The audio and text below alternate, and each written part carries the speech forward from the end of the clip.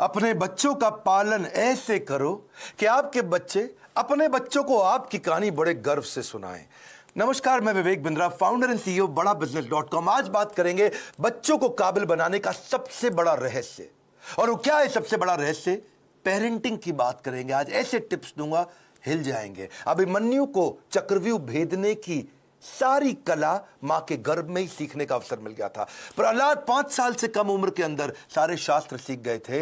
होलिका का दहन हो गया, लेकिन प्रहलाद का दहन नहीं हुआ। होलिका, जिसको आग में ना जलने का वरदान था, वो भी जल गई। पेरेंट्स, वो पहले, they are first looking glass of their children. So to be in your child memory, बच्चों की मेमोरी में रहने के लिए आपको उनके जीवन में रहना पड़ेगा। सबसे पहले, कितने भी झगड़े हो माता पिता के आपस में निपटा देने चाहिए। पेरेंटिंग है, मदरिंग फादरिंग नहीं है। मदर अकेले फादर अकेले नहीं, पेरेंटिंग दोनों चाहिए है। नुकसान बड़ा हो जाता है, वरना 1 साल तक बोलना और चलना सिखाते हो छोटे बच्चे को। आप 1 साल तक उसको बोलना चलना सिखाते हो, बोलो बोलो बेटा बोलो, सीखता है। और उसके बाद आगे कई साल तक आप उसको बोलते हो चुप बैठो चुप बैठो चुप बैठो चुप बैठो। बोलना भी बंद, चलना भी बंद, चुप बैठो चुप बैठो चुप बैठो। तो क्यों सिखाया 1 साल तक बोलो चलो, अब बोल रहे हो चुप बैठो। बच्चों को यह मत सिखाओ कि वो क्या सोचे, ये सिखाओ कि वो कैसे सोचे। Because a badly parented child is a lost child.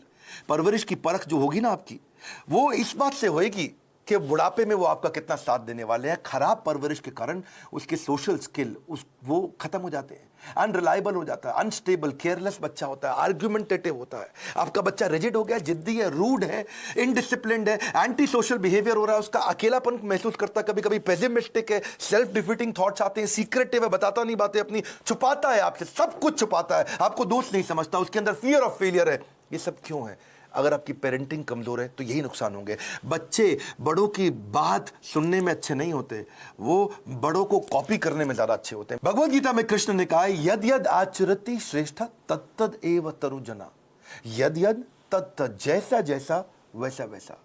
मेरी बात समझिएगा, जैसा जैसा फादर कहेगा वैसा वैसा बच्चा नहीं करेगा, पर जैसा जैसा फादर करेगा वैसा वैसा बच्चा अपने आप करेगा। क्या मतलब हुआ? अगर आप बोलोगे तो नहीं मानेगा, आप करोगे तो अपने आप करेगा। इसका मतलब बच्चे कॉपी करना जानते, सुनना नहीं जानते। आप उन्हें इंस्ट्रक्शन मत दो, इंस्पिरेशन क्रिएट करो, वो अपने आप करेंगे। जैसा जैसा लीडर कहेगा वैसा वैसा फॉलोअर नहीं करेगा, लेकिन जैसा जैसा लीडर करेगा वैसा वैसा फॉलोअर अपने आप करेगा। और यही माता पिता और बच्चों के साथ भी होता है। एक बात समझिए कि greatest mark of parent is how they treat their child when no one is looking. जब कोई नहीं देख रहा हो, आप अपने बच्चों को कैसे डील करते हैं। 3 F याद रखिएगा। फर्म रहिए बच्चों के साथ, जो काम की बात है उस पर टिके रहिए, फेयर रहिए, जबरदस्ती सजा मत दीजिए, और फ्रेंडली भी रहिए, ताकि कभी सजा देनी भी पड़ जाए तो मित्रवत व्यवहार बना रहे आपका उसके साथ में। टेक्निकली ना 4 प्रकार के माता पिता होते हैं, मेरी बात को समझना। एक होते हैं अथॉरिटेरियन, जैसा बोला वैसा कर, जितना बोला उतना कर, ये अथॉरिटी है। एक होता है डेमोक्रेटिक, मिल बांट करके बात करते हैं, बच्चों की सुनते हैं। पहले के ज़माने में अथॉरिटेरियन चलता था, आजकल डेमोक्रेटिक ज़्यादा ठीक रहता है। डेमोक्रेटिक मतलब बच्चों को इन्वॉल्व करें, उनको इन्फॉर्म ना करें, बच्चों के साथ मिलकर चर्चा करें, उनके साथ समय बिताएं, उनकी भी सुने, अपनी भी सुनाएं। और एक होते हैं परमिसिव, तेरा जो मन करता है कर ले, उसको जो चाहिए उसको दिला दिया, उसको जैसा गिफ्ट चाहिए उसको वैसा दे दिया, जो गाड़ी बाइक मांगता तुरंत दे दिया, जो मोबाइल चाहिए तुरंत दे दिया। परमिसिव, कोई मतलब ही नहीं है। लेकिन इससे भी ज़्यादा खराब है नेग्लेक्टफुल, अनइन्वॉल्व। वो क्या है? बच्चा क्या कर रहा है, किससे दोस्ती कर रहा है, किसके साथ उठता बैठता है, कोई जानकारी नहीं है, कंप्लीटली नेग्लेक्ट कर रहे हैं। आप कौन है? अथॉरिटेरियन है, जितना बोला उतना कर। डेमोक्रेटिक है, मिल बांट के रिश्ता बनाते हैं। परमिसिव है, जो करना है कर। नेग्लेक्टफुल, पता ही नहीं है कि क्या कर रहा है वो। तो 4 में से सबसे अच्छा है डेमोक्रेटिक पेरेंट होना। बिकॉज आप नहीं तो बच्चा बर्बाद हो जाता है, वो झूठ बोलना शुरू कर देता है। और अगर वो ज्यादा झूठ बोल रहा है, इसका मतलब आपने बहुत रिएक्ट किया था उसकी पुरानी गलतियों के ऊपर, और फिर वो सीक्रेटिव हो जाता है और अपनी बातें नहीं बताता। मैदान में हारा हुआ इंसान तो जीत सकता है, लेकिन मन से हारा हुआ इंसान कभी नहीं जीत सकता। तो मन से ना हारे बच्चा। अब सुनिए पेरेंटिंग के असली टिप्स। पहला टिप, इनकरेज करिए अपने बच्चे को, वो बचपन से इनोवेटिव थॉट प्रोसेस बिल्ड करें। उसको ऐसे प्रश्न पूछिए कि वो इनोवेशन बिल्ड कर सके। दूसरा, उसके साथ बैठ के किताबें पढ़िए और अच्छे वीडियोस देखिए। ये नहीं उसको बता दिया, उसके साथ बैठिए, खुद भी पढ़िए, चर्चा करिए उसके साथ में। तीसरा, कुछ क्वेश्चनिंग का आपस में फॉर्मेट बिल्ड करिए, म्यूचुअल क्वेश्चनिंग, कुछ वो आपसे पूछे, कुछ आप उससे पूछो, और खास तौर से आप उससे पूछो, वो आंसर करे, ज़्यादा बोलेगा, रिलेशनशिप बनेगा। प्ले विद योर चाइल्ड, उसके साथ खेलिए, फ्रेंडशिप इज द की। उसकी दोस्ती हो गई तो आपसे कभी मन नहीं चुराएगा। अगला मेरा पॉइंट है बजटिंग। बच्चे को बजटिंग सिखाओ, उससे उसके इमोशनल रिक्वायरमेंट कम होगी, इंटेलेक्चुअल कैपेबिलिटी बढ़ेगी। बजटिंग का मतलब क्या हुआ, आप उसको बता सकते हो कि भाई तुम्हें 500 रुपया हफ्ता दूंगा, उदाहरण है, आप अपनी कैपेसिटी के हिसाब से डिसाइड कर लो। 500 रुपया हफ्ता मतलब 2000 रुपया महीना मिलेगा तुमको। अब तुम्हें कोई गेम खरीदनी है, कोई खिलौना खरीदना है, बहुत इच्छा कर रही है, लेकिन तुम्हारे बजट में नहीं आता, तो तुम एक महीना रुको, अगले महीने जब तुम्हारे पास 2000 की जगह 4000 हो जाएंगे तब खरीद लेना। अगर वो 6000 का है तो 3 महीना रुको, 3 महीने बाद खरीद लेना, पैसा इकट्ठा करो। इससे वो अपनी इमोशनल डिजायर्स को रेगुलेट करना सीख पाएगा। उसको बचपन से आपने थोड़ा थोड़ा फाइनेंस सिखा दिया, वो बचपन में ही कैलकुलेटर लेकर के समझने लग जाएगा, हिसाब लगाने लग जाएगा। उसको लर्निंग, स्पीकिंग, रीडिंग, राइटिंग, इसको बोलते हैं LSRW, इसकी प्रैक्टिस कराओ।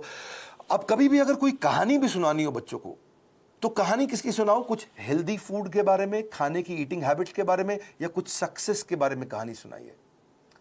क्वेश्चन आंसर की टेक्निक बहुत काम आती है। उसको सिनेरियोज देकर के क्वेश्चंस करो कि अगर ऐसा हो तो क्या करना चाहिए, ऐसी परिस्थिति में क्या करना चाहिए, तो वो सोचेगा। जब वो अच्छा सोचेगा, उत्तर देगा आपको, तो अपने आप सफल होगा। उसको पैशन ओरिएंटेड कंटेंट दिखाओ। उसका वीडियो गेम खेलने का मन करता है, उसके अंदर देखो स्किल क्या है, उस स्किल के हिसाब के वीडियोज उसके साथ बैठ के देखो, उस स्किल के हिसाब के उसको स्किल की ट्रेनिंग भी दिलाओ।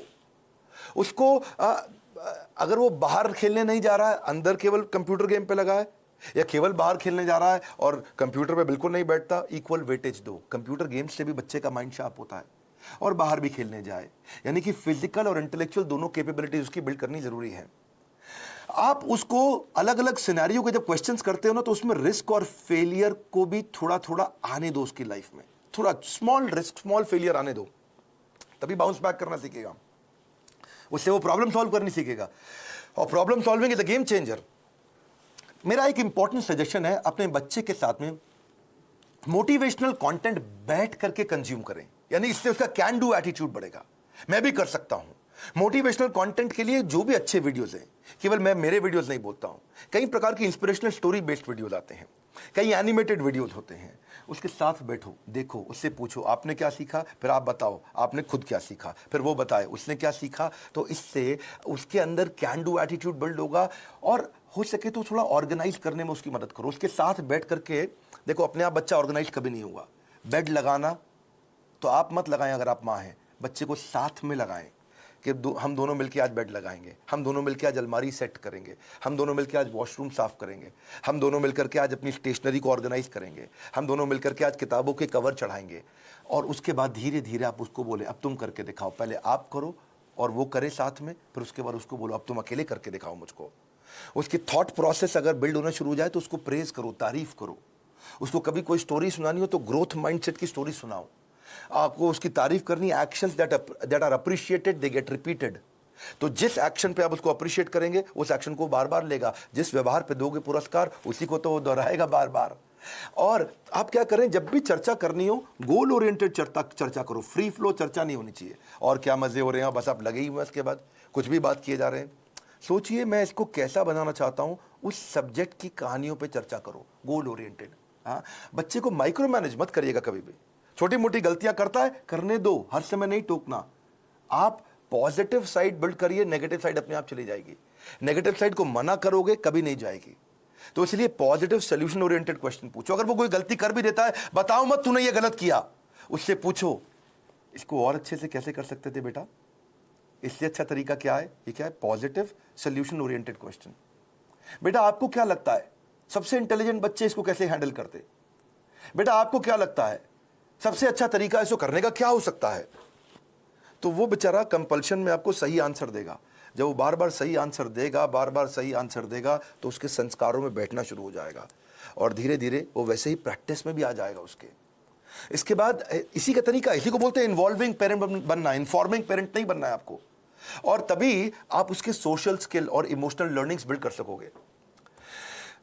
जो मैंने बजटिंग बताया था, मुझको याद आया, इससे उसकी इमोशनल ग्रेटिफिकेशन को आप डिले भी कर सकते हो। इमोशनल ग्रेटिफिकेशन डिले होगी तो बच्चा कहां से कहां पहुंच जाएगा। आप रूटीन बनाने का प्रैक्टिस करिए, पहले खुद का रूटीन बनाइए, तभी बच्चे का बनेगा। ये नहीं कि आप आजकल वर्क फ्रॉम होम में बिस्तरे पे पड़े हुए हैं तो बच्चा भी ऐसे ही लेटा रहेगा, बैठेगा, अपनी क्लास नहीं अटेंड करेगा वो। तो और क्योंकि आप स्ट्रगल करते हो रूटीन फॉलो करने में और वो भी ये स्ट्रगल करने लग गया, तो पूरा परिवार आगे बढ़ेगा, इंप्रूव करेगा। उसको अगर और स्टोरी सुनानी हो, जैसे मैं स्टोरी की बात बार बार कर रहा हूं, तो डिसिप्लिन की स्टोरी सुनाओ। और अगर वो डिसिप्लिन नहीं है तो चिल्लाओ मत, डिसिप्लिन की कहानी सुनाओ, तभी धीरे धीरे इंप्रूव करेगा बच्चा। अगर आपने उसको बोला ना, बेटा सॉरी बोलो, आंटी को सॉरी बोलो, बेटा तुम गलत कर रहे हो सॉरी बोलो, सॉरी बोलो, समझ नहीं आ रहा मैं कह रही हूं सॉरी बोलो, बड़ा बेकार बदतमीज बच्चा, सॉरी बोलो। तो वो क्या करेगा, उसको लगेगा सॉरी बोल दूंगा बच जाऊंगा, अच्छा सॉरी, उसको लगा ले मम्मी चुप हो गई, ठीक है आगे से मत करना। अब वो चला गया, उसको लगा देखो जल्दी बच के निकल गया मैं, सॉरी बोलो सॉरी बोलो सॉरी बोलो, कुछ नहीं होगा, सॉरी सोचो, सॉरी सोचो। डीलिंग ठीक नहीं करनी है, फीलिंग ठीक करनी है, कंटेंट ठीक नहीं करना है, इंटेंट ठीक करना है। फ्रूट्स बाद में मिलेंगे, पहले रूट्स चाहिए आपको। तो डिसिप्लिन की स्टोरी सुनाइए उसको, ताकि वो थॉट प्रोसेस बिल्ड हो जाए। पब्लिक में उसकी बेइज्जती कभी मत करो, आपको पब्लिक में उसकी तारीफ करो, बेइज्जती कभी करनी है, या बेइज्जती मतलब थोड़ा करेक्शन भी देना है तो प्राइवेट में करो, अकेले में करो। क्योंकि कंपेयर, कंप्लेन, क्रिटिसाइज ये कैंसर है, रिकॉग्नाइज, रिफॉर्म, रेक्टिफाई यही उसको ग्रोथ देगा। बात समझिए कि आप उसका नेचर बदल ही नहीं सकते, आपको नेचर बिल्ड करना है, नेचर बदलना नहीं है, नेचर डेवलप करना है आपको। कभी परेशान हो तो उसको हक करो, उसको पॉजिटिव टच दो अपना, तभी बात बनेगी आपकी। उसको नए नए प्रकार के स्किल सेट सिखाओ। आजकल तो कोडिंग बचपन से बच्चों को सिखा रहे हैं, 5 साल का बच्चा भी आजकल मोबाइल ऐप बनाने की तैयारी कर रहा है। Code academy, white hat junior, code monkey, code Avengers, ये बहुत सारे अपॉर्चुनिटीज है जहां से आप बच्चे को कोडिंग सिखा सकते हैं। उसकी सेल्फ एस्टीम की बकेट को आप भर पाओगे इससे। एक्चुअली सेल्फ एस्टीम से याद आया, एक होता है इमोशनल कप। हर बच्चे का एक इमोशनल कप होता है, इसको ऐसे समझो। जिस बच्चे का इमोशनल कप खाली हो जाता है वो बच्चा बहुत गलत डायरेक्शन में जाता है, जिसका इमोशनल कप भरा होता है वो हाई सेल्फ एस्टीम के साथ ठीक आगे चलता है। इसके लिए आपको love, affection, sense of security और अटेंशन देना पड़ेगा, उसका इमोशनल कप भरा रहे। अगर आपने उसके साथ खेले, फ्रेंडशिप किया, क्वालिटी टाइम दिया और प्रेम किया, उसको प्रेज किया, अप्रिशिएट किया, उसका कप भरा रहेगा। लेकिन अगर आप उसको पब्लिक में बेइज्जती किया, क्रिटिसाइज किया, एब्यूज किया, निगलेक्ट किया, उसका ह्यूमिलिएशन किया, उसको पनिशमेंट दिया बिना किसी रीजन के, वो अकेलापन महसूस करता है, फेलियर महसूस करता है, रिजेक्टेड महसूस करता है, उसका इमोशनल कप खाली हो जाएगा बिल्कुल। और फिर वो इमोशनल कप भरने के लिए कहीं बाहर जाएगा, किसी और के पास जाएगा, गलत दोस्तों के पास जाएगा, गलत जगह पे जाएगा, गलत वेबसाइट्स खोलेगा, वो लोगों से अपने इमोशनल कप को भरने के लिए खींचेगा तरीके, मिसबिहेव करेगा अटेंशन गेन करने के लिए, मैनिपुलेट करेगा, जेलसी हो जाएगी उसको दूसरों को देख के। आइसबर्ग देखा है आपने? आइसबर्ग को समझो आप, इससे समझ आएगी आपको बात। आइसबर्ग होता है वो बर्फ की चट्टान जो समुद्र के अंदर होती है, लेकिन 10% दिखती है, 90% पानी के नीचे होती है। आइसबर्ग में पानी के नीचे बहुत बर्फ है, वो दिखती नहीं है, दिखती 10% है, खाली ऊपर ऊपर। बच्चों की जिंदगी भी ऐसी आइसबर्ग के जैसी है। अगर उनका एंगर, उनका स्क्रीमिंग, वो चिल्ला रहा है, वो कोई बात छुपा रहा है, वो वायलेंट हो गया है, अग्रेसिव हो गया है, वो रो रहा है, ये खाली 10% ऊपर दिख रहा है, इसके नीचे 90% बहुत कुछ था।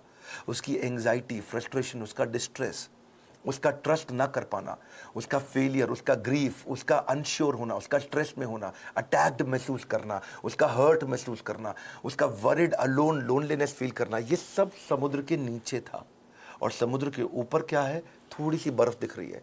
आप उस बर्फ को लेकर ट्रीटमेंट कर रहे हो, जो नीचे दिखती हुई बर्फ को लेकर कर रहे हो, जो नीचे छुपी हुई बर्फ है, उसको ठीक करना है। इसलिए करेक्शन नहीं, इंस्पिरेशन। बच्चे, पता है, अगर आपको उनको सफल बनाना है, उनकी सफलता का स्कोर बोर्ड बना दो, गेमिफाई कर दो। इसको क्या बोलते हैं? Gamification of value inculcation. अगर आप उनमें संस्कार डालना चाहते हो तो गेमिफाई कर दो उसको। इसको गेम देखो, बिकॉज अगर स्कोर बोर्ड बना दोगे ना तो वो जीतना चाहेंगे।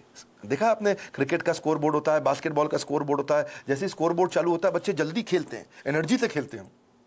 जब टेस्ट प्रैक्टिस मैच होता, क्रिकेट में भी पहली बॉल प्रैक्टिस बॉल फेंकते, सुना आपने? कौन खेलता है? उसने बल्ला घुमाता नहीं बच्चा, ठीक, क्या फर्क पड़ता है, आउट भी हो जाए तो भी कोई फर्क नहीं पड़ता।